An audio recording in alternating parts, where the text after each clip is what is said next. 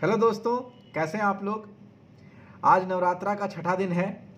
शैलपुत्री, ब्रह्मचारिणी, चंद्रघंटा, कुष्मांडा, स्कंद माता और आज माता कात्यायनी का दिन है, कात्यायनी देवी। सबसे पहले मैं इनका श्लोक पढ़ देता हूँ। चंद्रहासो ज्वलकरा शारदुल वरवाहन कात्यायनी शुभम दद्या देवी दानव घातिनी।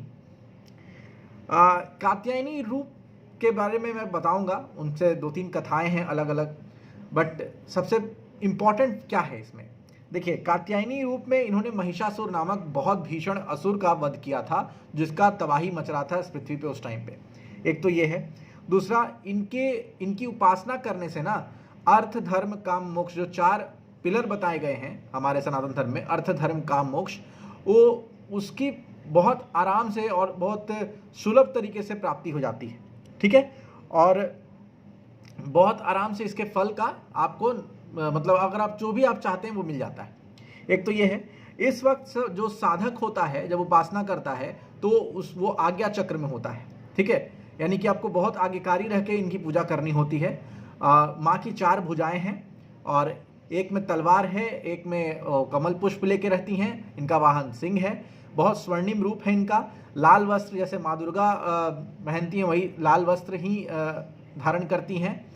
और अब कहानी पे आ जाते हैं कि कहानी क्या है रिलेटेड। ठीक है, तो दो तीन कहानी मैंने पढ़ी हैं, उसके रिलेटेड मैं आपको बताता हूँ। इस कहानी का स्रोत मार्कंडेय पुराण में भी जिक्र है, स्कंद पुराण में भी इसका जिक्र है, कालिका पुराण में भी जिक्र है। तो सबसे पहले मैं जो कहानी बताता हूँ, जो कि बहुत बताया गया है। कत नाम के एक महर्षि होते हैं, उनके पुत्र होते हैं कात्य, जो कि ऋषि के रूप में बहुत फेमस ऋषि रहते हैं। उन्हीं के गोत्र में एक ऋषि उत्पन्न होते हैं, कात्यायन नाम होता है उन ऋषि का। उन्होंने बहुत तपस्या कर रही होती है माँ भगवती की, और वो चाहते हैं माँ भगवती से जब उनको फल मिलता है तो वो चाहते हैं कि वो माँ भगवती उनके घर पुत्री के रूप में पैदा हों, जन्म आए, जो उनके कुल में जन्म लें। तो जब वो जन्म लेती हैं पुत्री, वो उनका नाम वो कात्यायनी देते हैं, यानी कात्यायन से उनका नाम कात्यायनी पड़ा। ठीक है, एक तो ये कथा है। अब उसी कथा को अगर हम आगे बढ़ाएं तो जो कात्यायनी जो पुत्री जन्म लेती हैं वो फिर बड़ी होती हैं और फिर वो आपको छठे रूप या सप्तमी अष्टमी नवमी तक पूजा करती हैं और लगातार सीखती हैं, पूजा करती हैं, तपस्या करती हैं कात्यायन ऋषि के साथ, और फिर दशमी को महिषासुर का वध करती हैं। एक तो ये कथा है। दूसरी कथा ये है कि जब महिषासुर नामक जो बहुत बड़ा दानव था, जिसको ब्रह्मा का वरदान था कि बेसिकली वो बोला कि मुझे कोई भी मेरा वध ना कर सके, तो सबका नाम ले लिया बस स्त्री को छोड़ के, बिकॉज स्त्री को बहुत ज़्यादा दुर्बल समझता था, अबला समझता था और उनका शोषण करना जानता था वो बस। तो इसीलिए उसका नाम नहीं लिया। उसको लगा कि स्त्री से तो मुझे कोई चिंता नहीं।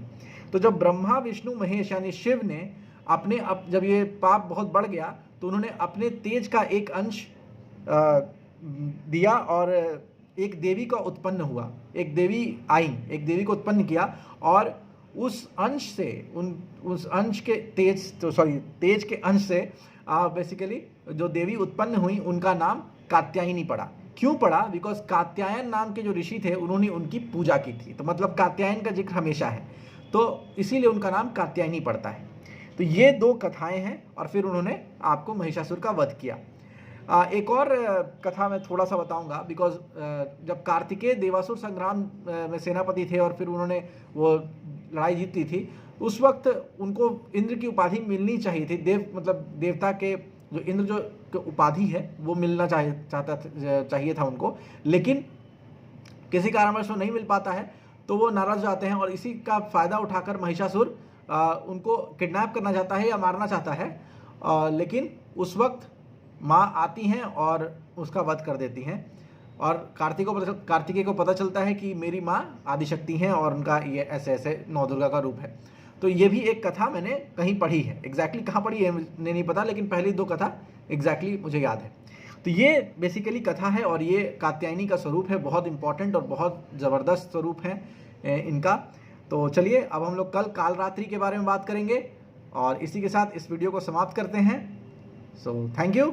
लाइक कमेंट शेयर सब्सक्राइब कीजिएगा, एंजॉय कीजिए और हर हर महादेव, राधे राधे।